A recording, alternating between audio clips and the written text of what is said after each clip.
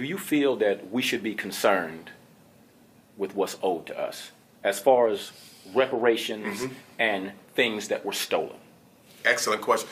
I believe we should be concerned with things that are owed to us as it relates to reparations, things that were stolen, unpaid wages from slavery. However, the question becomes, what do you prioritize? Do you prioritize your external reparations, or do you prioritize your internal reparations? See, for me, the internal always precedes the external, and that the external should not come until the internal has taken place, or the external will benefit the oppressor more than it benefits you. In other words, I think there's white people who are praying for black people to get reparations. I'm going to say it again. I think there's white people who are praying for black people to get reparations. Why? Because we have no internal infrastructure. We have no economic cyclical network. If we got $1 trillion today for slavery, white folks would be $1 trillion richer tomorrow. Because where are you spending it? With white businesses, white restaurants, white hotels, the white airlines. You're buying homes from white realtors. So if you don't have an economic network to capture your money, it goes back to the people who gave it to you. So my message to the reparations movement, don't stop the fighting. But as hard as you fight for reparations, you should be fighting equally hard for internal reparations. Let's take the $1 trillion we have already and build the political economic infrastructure in the black community, so when we are paid back, when we receive our financial retribution that was due to our ancestors, we'll be able to capture it. If you can't capture the $1 trillion that you are generating already, that you're spending disproportionately on malt liquor, disproportionately on Korean manufactured hair, disproportionately on European automobiles, disproportionately on vacationing, if you can't even contain the $1 trillion spending power you got now, what the hell are you going to do with $100 trillion of that? You see, so my thing is, I think we're putting a cart before the horse. You understand? Put the horse first. And the horse is internal reparations, internal. And the reason I say internal comes first, external comes second, in addition to the reason I already gave, is it eats away at your motivation and resolve and your self-reliance to change your situation. If you say, I need reparations to fix black America, you're giving our progress, the control of our progress, over to our oppressor. You're saying we can't fix our problems until the white man pays us. So until the white man pays us, we don't fix our problems. So you're giving him control over black progress. Don't give him that victory. Because if the white man says black folks don't think they can do nothing until we give them reparations. Oh, wow, really? Well, don't give them none. I guess they'll never do nothing.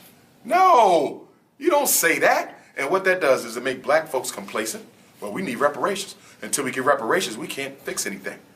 You see, we become apathetic. No, we can't do nothing. We need the money that reparations is going to give us. And my question is, how much more money are you going to get than the money that you're blowing anyway?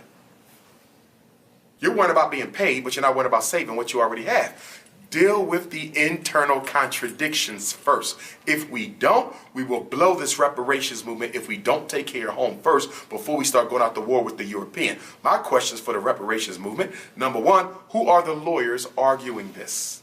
How much are they to be paid as a result of the payout? Because most lawyers get anywhere from 25 to 45% commission on the lawsuit. Or are they doing this out the good of their heart? I'm doing this purely because I love African people. I don't want no commission.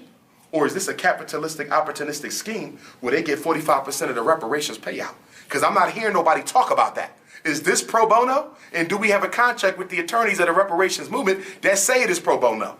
In other words, you get paid, but no more than the next African does. Or is this some type of hustle? Because you got to watch the opportunists amongst us. We have them. Every people has opportunists. You understand? So I'm looking for that. Because some corporations who participated in slavery have already made payouts. Certain NAACP chapters around the country have been paid by banks that was linked to slavery. They settled. In other words, they got bought out.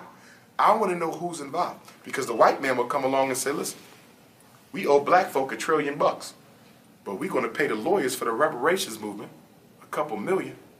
So they knock down the overall asking price. So we got to pay. But we end up saving half of what we should have paid because we cut a side deal. I need to know the terms, and to be honest with you, money, if it is to be on the list of demands, should be at the bottom of the list, because number one, America's money is worthless. You understand? And number two, we don't have the economic infrastructure to capture it. Number three, the only thing you can do with money is give it away in exchange for something, mostly junk if you're dealing with black folks. You see? And number four, because the benefit of slavery will never expire. The benefit of slavery to America will never expire. As long as there's an America, there's a benefit to be accrued by the enslavement of our ancestors.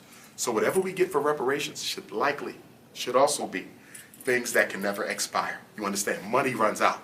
So money cannot be an appropriate retribution for slavery because the benefit that America receives from slavery can't run out. So whatever we get can't run out. Whether that means free education, whether that means you never pay taxes again, whether that means that black people are given exclusive control over certain countries, exclusive controls over certain railways, or waterways, industries, resources, those things can never run out. That's what I want. I want commodities and assets. I want wealth.